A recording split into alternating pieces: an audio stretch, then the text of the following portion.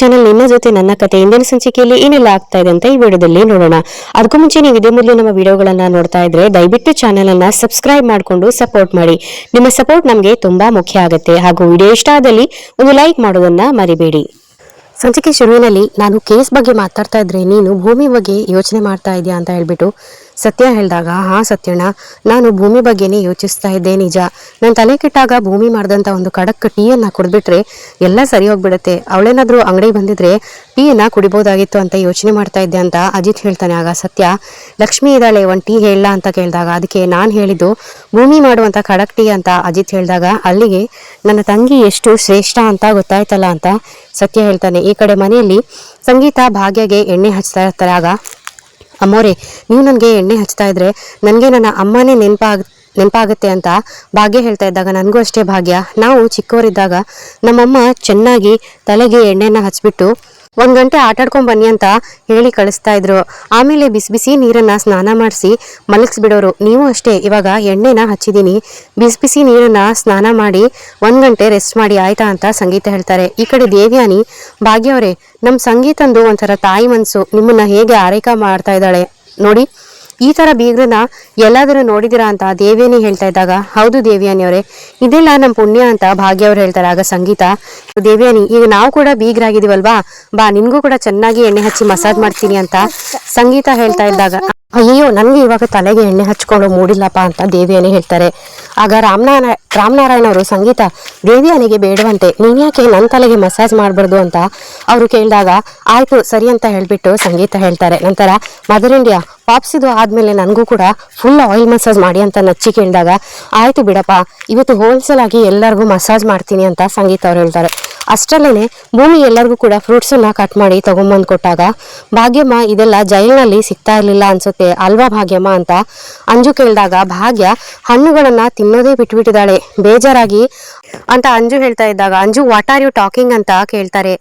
ಅಂಜು ಅಂತ ದೇವ್ಯಾನಿ ಏನೋ ಸನ್ನೆನ ಮಾಡ್ತಾರೆ. ಆಗ ಭಾಗ್ಯಮ್ಮ, ಸಾರಿ, ನಾನು ನಿಮ್ಗೆ ಏನೋ ಬೇಕು ಅಂತ ನೋವು ಮಾಡಬೇಕು ಅಂತ ಕೇಳಿದ್ದಲ್ಲ, ಹೀಗೇನೆ ಜನರಲ್ ಆಗಿ ಕೇಳಿದೆ ಅಷ್ಟೇ, ಕ್ಷಮಿಸಿ, ಜೈಲಲ್ಲಿ ಏನಿರುತ್ತೆ ಏನಿರಲ್ಲ ಅನ್ನೋ ಕ್ಯೂರಿಯಾಸಿಟಿ ಅಷ್ಟೇ ಅಂತ ಅಂಜು ಹೇಳಿದಾಗ, ಇಲ್ಲಿ ಬಿಡಮ್ಮ, ಜೈಲಲ್ಲಿ ಏನು ಕೊಟ್ಟರು ತಿನ್ನೋದಕ್ಕೆ ಮನ್ಸಾಗ್ತಾ ಇರಲಿಲ್ಲ ಅಂತ ಹೇಳ್ಬಿಟ್ಟು ಭಾಗ್ಯ ಹೇಳ್ತಾರೆ. ಅಷ್ಟರಲ್ಲೇನೆ ಭೂಮಿ ಯಾರ್ಯಾರಿಗೆ ಏನೇನು ಮಾಡಬೇಕು ಅಂತ ಹೇಳಿ ಕೇಳ್ತಾರೆ. ಆಗ ರಾಮನಾರಾಯಣ್ ಸರ್ವಿಸ್ಗೆ ಕಾರ್ಗಳನ್ನ ಕೊಡಬೇಕು ಅಂತ ಹೇಳಿ ಫೋನಲ್ಲಿ ಮಾತಾಡ್ತಾ ಇರೋದನ್ನ ಕೇಳಿಸ್ಕೊಂಡು ಭೂಮಿ, ಮಾವನ್ ಕಾರಲ್ಲಿ ಒಂದ್ಸರಿ ಚೆಕ್ ಮಾಡ್ತೀನಿ, ನಾವು ಕಳಸದಿಂದ ಬಂದ್ಮೇಲೆ ಚೆಕ್ ಮಾಡೋದೇ ಮರ್ತೋದೆ ಅಂತ ಭೂಮಿ ಹೇಳಿದಾಗ, ಸರಿ, ಇವಾಗ್ಲೇ ಹೋಗಿ ಚೆಕ್ ಮಾಡು, ಅವನು ಮೆಕ್ಯಾನಿಕ್ ಮನೆ ಹತ್ರನೇ ಇದ್ದಾನೆ ಅಂತ ಹೇಳ್ಬಿಟ್ಟು ರಾಮನಾರಾಯಣ್ ಅವರು ಹೇಳಿದಾಗ, ಸರಿ ಮಾವ ಅಂತ ಹೇಳ್ಬಿಟ್ಟು ಭೂಮಿ ಹೋಗ್ತಾಳೆ. ಈ ಕಡೆ ಭೂಮಿ ಬಂದು ಕಾರನ್ನ ಚೆಕ್ ಮಾಡ್ತಾ ಇದ್ದಾಗ ಅಷ್ಟರಲ್ಲೇನೆ ಅಜಿತ್ ಅಲ್ಲಿಗೆ ಬಂದ್ಬಿಟ್ಟು, ಭೂಮಿ ಏನ್ ಹುಡುಕ್ತಾ ಇದ್ಯಾ, ಏನಾದ್ರು ಕಳೆದೋಯ್ತಾ ಅಂತ ಕೇಳಿದಾಗ, ಇಲ್ಲ ಸಾಹೇಬ್ರೆ, ಮಾವ ಯಾರಿಗೋ ಕಾರನ್ನ ಸರ್ವಿಸಿಗೆ ಕೊಡ್ಬೇಕು ಅಂತ ಹೇಳ್ತಾ ಇದ್ರು, ಕಳಸದಿಂದ ಬಂದ್ಮೇಲೆ ಕಾರಲ್ಲಿ ಏನಾದ್ರು ಬಿಟ್ಟಿದೀನಾ ಅಂತ ಹೇಳಿ ನೋಡ್ತಾ ಇದ್ದೆ ಅಂತ ಭೂಮಿ ಹೇಳಿದಾಗ, ಸರಿ ನಾನು ಕೂಡ ಹೆಲ್ಪ್ ಮಾಡ್ತೀನಿ ಅಂತ ಹೇಳ್ಬಿಟ್ಟು ಅಜಿತ್ ಭೂಮಿ ಇಬ್ರು ಕೂಡ ಕ್ಲೀನ್ ಮಾಡ್ತಾ ಇರ್ತಾರೆ ಕಾರನ್ನ. ನಂತರ ಒಬ್ರಿಗೊಬ್ರು ಡಿಕ್ಕಿ ಹೊಡ್ಕೊಂಡು ಇನ್ನೇನು ಭೂಮಿ ಬೀಳ್ಬೇಕು ಅನ್ನೋಷ್ಟರಲ್ಲೇನೆ ಅಜಿತ್ ಭೂಮಿಯನ್ನ ಹಿಡ್ಕೊಳ್ತಾರೆ. ಆಮೇಲೆ ಭೂಮಿ ಕೈ ನೋವಾಗಿರೋ ತರ ಮುಖನ ಸಿಂಡಿಸ್ಕೊಳ್ತಾರೆ. ಆಗ ನೋವಾಗ್ತಾ ಏನಾದ್ರು ಪೆಟ್ಟಾಯ್ತಾ ಅಂತ ಅಜಿತ್ ಕೇಳಿದಾಗ, ಭೂಮಿ, ಯಾಕೆ ಸಾಹೇಬ್ರೆ ಆ ಥರ ನೋಡ್ತಾ ಇದ್ದೀರಾ ಅಂತ ಕೇಳ್ತಾರೆ. ಒಂದ್ಸರಿ ಡಿಕ್ಕಿ ಹೊಡೆದ್ರೆ ಕೊಂಬರುತ್ತೆ ಅಂತ ನೀನೇ ಹೇಳ್ತಾ ಇದ್ದೆ ಅಲ್ವಾ, ಅದಕ್ಕೆ ಇನ್ನೂ ಒಂದ್ಸರಿ ಡಿಕ್ಕಿ ಹೊಡಿತೀನಿ ಅಂತ ಅಜಿತ್ ಹೇಳಿದಾಗ, ಇಲ್ಲ ಸಾಹೇಬ್ರೆ, ಆ ಥರ ಎಲ್ಲ ಏನೂ ಇಲ್ವಲ್ಲ ಅಂತ ಭೂಮಿ ಹೇಳ್ತಾರೆ.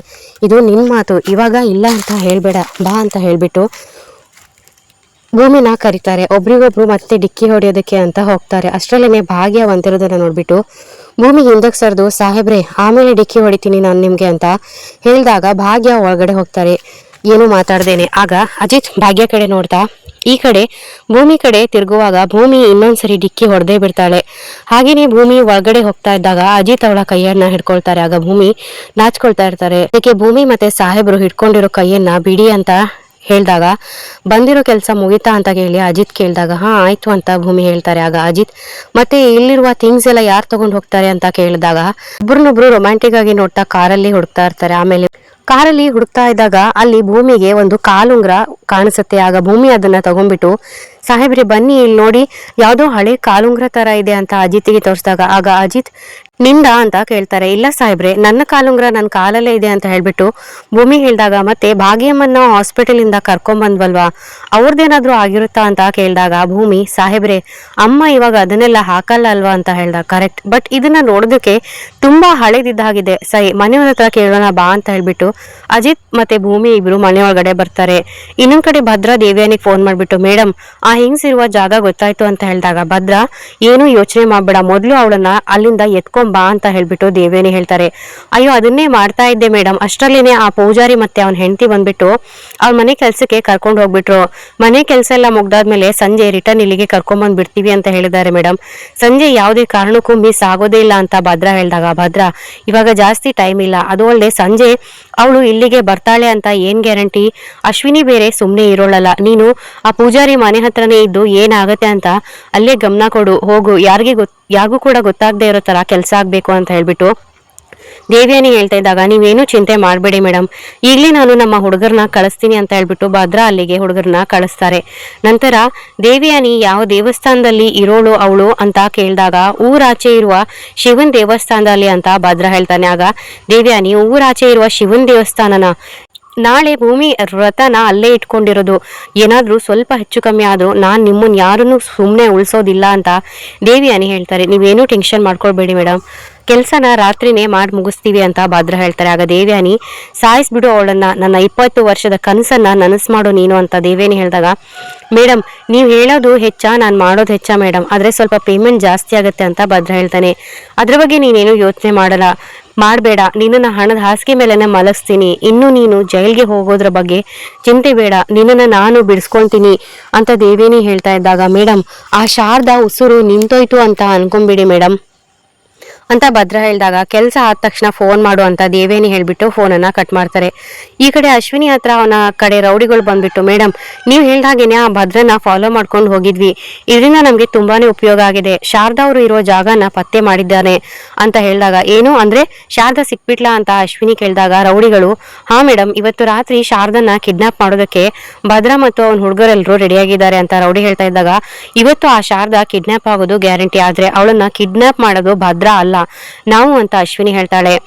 ಹೋಗು ಭದ್ರಾ, ಅವಳನ್ನ ಹಿಡಿಯೋದಕ್ಕೂ ಮುಂಚೆನೆ ನಾವೇ ಅವಳನ್ನ ಕಿಡ್ನಾಪ್ ಮಾಡಬೇಕು, ನೀನು ಇವಾಗ ಬೇಗ ಅಲ್ಲಿಗೆ ಹೋಗಿ ಆ ಲೊಕೇಶನ್ ಅನ್ನ ನನಗೆ ಕಳಿಸು, ಯಾವುದೇ ಕಾರಣಕ್ಕೂ ಈ ಸರಿ ಮಿಸ್ ಆಗ್ಲೇಬಾರ್ದು ಅಂತ ಅಶ್ವಿನಿ ಹೇಳ್ತಾಳೆ. ರೌಡಿ ಸರಿ ಮೇಡಮ್ ಅಂತ ಹೇಳ್ಬಿಟ್ಟು ಅಲ್ಲಿಂದ ಹೋದಾಗ ನಂತರ ಅಶ್ವಿನಿ, ದೇವ್ಯಾನಿ, ನಚ್ಚಿ ಮತ್ತೆ ಅಂಜು ಎಂಗೇಜ್ಮೆಂಟ್ ಮಾಡಿ ನನ್ನ ವಿರುದ್ಧನೇ ಪಿತೂರಿ ಮಾಡಿ ಗೆಲ್ಬೋದು ಅಂತ ಅನ್ಕೊಂಡಿದ್ಯಾ? ನೋವೇ, ನೀನ್ ಏನೇ ಗೇಮ್ ಮಾಡಿದ್ರು ಕೊನೆಗೆ ಅದರಲ್ಲಿ ಗೆಲ್ಲೋದು ನಾನೇ. ಆ ಶಾರದನ್ನ ಕರ್ಕೊಂಡು ನಾನು ಆ ದೇವರ ಸನ್ನಿಧಿ ಮನೆ ಒಳಗಡೆ ಬಂದ್ರೆ ನೀನು ಆಟೋಮೆಟಿಕ್ ಆಗಿ ಮನೆಯಿಂದ ಆಚೆ ಹೋಗ್ತೀಯ ಅಂತ ಅಶ್ವಿನಿ ಮಾತಾಡ್ಕೊಳ್ತಾ ಇರ್ತಾಳೆ. ಈ ಕಡೆ ಅಜಿತ್ ಮತ್ತೆ ಭೂಮಿ ಇಬ್ರು ಕೂಡ ಮನೆ ಒಳಗಡೆ ಬರ್ತಾರೆ.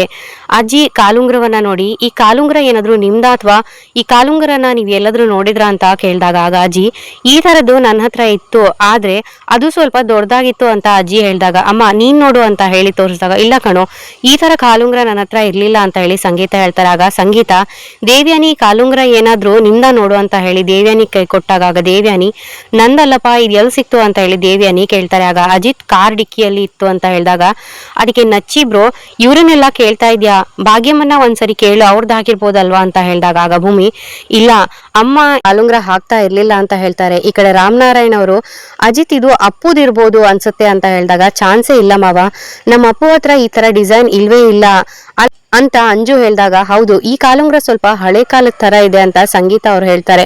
ಅಷ್ಟರಲ್ಲಿನೇ ಶ್ರವಣ್ ಅಲ್ಲಿಗೆ ಬಂದು, ಮಾವ ಈ ಕಾಲುಂಗ್ರ ಶಾರದಾ ಅವ್ರದ ಅಂತ ನೋಡಿ ಅಂತ ಹೇಳ್ಬಿಟ್ಟು ಅಜಿತ್ ತೋರಿಸಿದಾಗ, ಶ್ರವಣ್ಗೆ ಅದನ್ನ ನೋಡ್ಬಿಟ್ಟು, ಹೌದು ಅಜಿತ್ ಇದು ಶಾರದಾದೆ ಅಂತ ಹೇಳ್ತಾರೆ. ನಂತರ ಮಾವ 1 ನಿಮಿಷ ಬಂದೆ ಅಂತ ಹೇಳ್ಬಿಟ್ಟು ಅಜಿತ್ ಓಡೋಗ್ಬಿಟ್ಟು ಲ್ಯಾಪ್ಟಾಪ್ ಅನ್ನ ತರೋದಕ್ಕೆ ಹೋಗ್ತಾರೆ.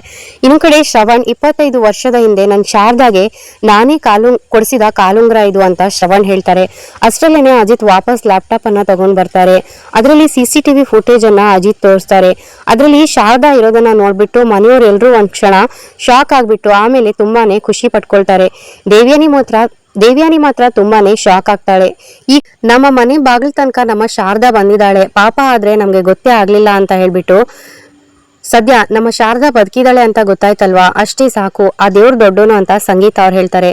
ಈ ಕಡೆ ಅಂಜು, ಏನ್ ಮಾಮ ಇದು, ಟ್ವಿಸ್ಟ್ ಮೇಲೆ ಟ್ವಿಸ್ಟ್ ಸಖತ್ ಥ್ರಿಲ್ಲಿಂಗ್ ಆಗಿದೆ ಅಂತ ಹೇಳಿ ಅಂಜು ಹೇಳಿದಾಗ, ನಿನ್ಗೆ ಇದೆಲ್ಲ ತಮಾಷೆ ಅಂತ ಅನಿಸ್ತಾ ಇದೆಯಾ ಬೇಬಿ ಅಂತ ದೇವೇನಿ ಕೇಳ್ತಾರೆ. ಆಗ ಅಂಜು, 21 ವರ್ಷಗಳ ಮುಂಚೆ ತಮಾಷೆ ಮಾಡಿರೋದು ನೀನು ಮಾಮ್, ಶೂಟ್ ಮಾಡೋದೇನೋ ಮಾಡಿದೆ, ಆದ್ರೆ ತಲೆಗೇನೆ ಶೂಟ್ ಮಾಡಿದ್ರೆ ಇವತ್ತು ಇದೆಲ್ಲ ನಡೀತಾನೆ ಇರ್ಲಿಲ್ಲ ಅಂತ ಅಂಜು ಹೇಳ್ತಾಳೆ.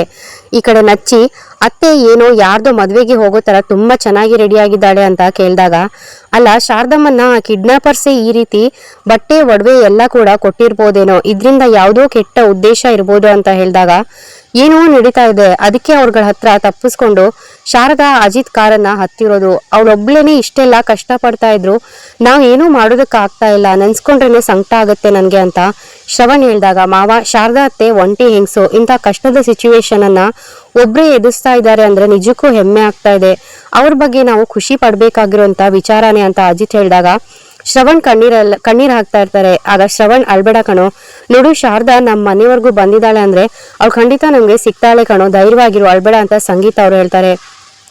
ನಂತರ ಶ್ರವಣ್, ಅಜಿತ್ ನಿನ್ಗೆ ಗೊತ್ತಿಲ್ಲದೆ ಇರೋ ಹಾಗೇನೆ ದೇವ್ರು ನಿನ್ ಮಾತನ್ನ ನಡ್ಸ್ಕೊಡ್ತಾ ಇದ್ದಾನೆ ಮಾವ, ನಾನು ಬರ್ತಾ ಶಾರದಾ ಅತ್ತೆನ ಕರ್ಕೊಂಡ್ ಬಂದೇ ಬರ್ತೀನಿ ಅಂತ ನೀವು ಹೇಳಿದ್ದು, ಶಾರದಾ ನಿಮ್ ಜೊತೆನೆ ಬರೋ ಹಾಗಾಯ್ತು ನೋಡು ಅಂತ ಶ್ರವಣ್ ಹೇಳಿದಾಗ, ಮಾವ ಇಲ್ಲಿವರೆಗೂ ಏನೇನಾಯ್ತು ಅದೆಲ್ಲ ನಂಗೆ ಗೊತ್ತಿಲ್ಲ ಮಾವ, ಆದ್ರೆ ನಾನ್ ನಿಮಗ್ ಕೊಟ್ಟಿರೋ ಮಾತಿನ ಪ್ರಕಾರ ಶಾರದಾ ಅತ್ತೆನ ನಾನು ಮನೆ ಕರ್ಕೊಂಡು ಬಂದೇ ಬರ್ತೀನಿ ಅಂತ ಅಜಿತ್ ಹೇಳ್ತಾರೆ.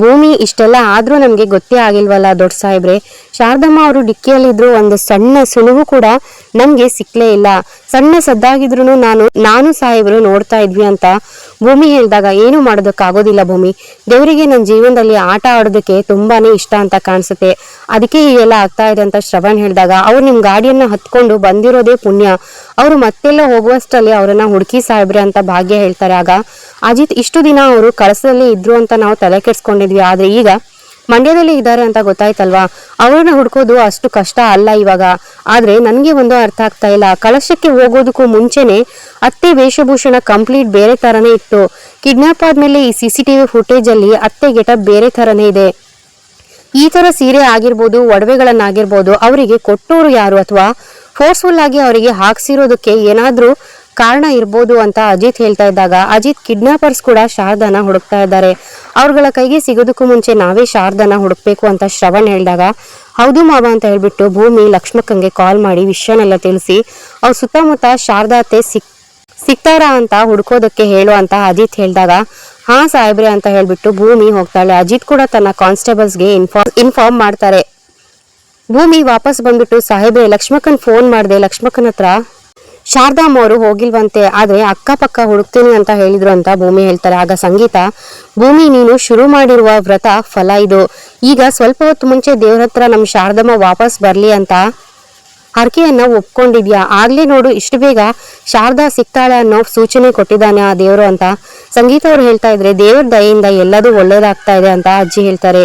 ಈ ಕಡೆ ಅಜಿತ್, ಮಾವ ಇನ್ನು ನಾವು ಇವಾಗ ಆಕ್ಚುಲಿ ಮಾಡ್ಬೇಕಾಗಿರೋ ಕೆಲಸ ಏನು ಅಂತ ಹೇಳಿದ್ರೆ, ನೀವು ನಿಮ್ಮ ಕಾಂಟ್ಯಾಕ್ಟ್ಗಳಿಗೆಲ್ಲರಿಗೂ ಕೂಡ ಇನ್ಫಾರ್ಮ್ ಮಾಡಿ ಹುಡುಕ್ಸಿ ಅಂತ ಹೇಳ್ಬಿಟ್ಟು ಅಜಿತ್ ಒಂದು ಪ್ಲಾನ್ ಅನ್ನ ಹೇಳ್ತಾರೆ. ಇಲ್ಲಿಗೆ ಸಂಚಿಕೆ ಮುಕ್ತಾಯವಾಗುತ್ತೆ. ಈ ವಿಡಿಯೋ ಇಷ್ಟ ಆದಲ್ಲಿ ವಿಡಿಯೋನ ಲೈಕ್ ಮಾಡೋದನ್ನ ಮರಿಬೇಡಿ, ಹಾಗೆ ನಮ್ಮ ಚಾನಲ್ ಅನ್ನ ಸಬ್ಸ್ಕ್ರೈಬ್ ಮಾಡಿಕೊಂಡು ದಯವಿಟ್ಟು ಸಪೋರ್ಟ್ ಮಾಡಿ. ಮುಂದಿನ ವಿಡಿಯೋದೊಂದಿಗೆ ಮತ್ತೆ ಸಿಗ್ತೀನಿ. ಶುಭ ದಿನ. ಧನ್ಯವಾದಗಳು.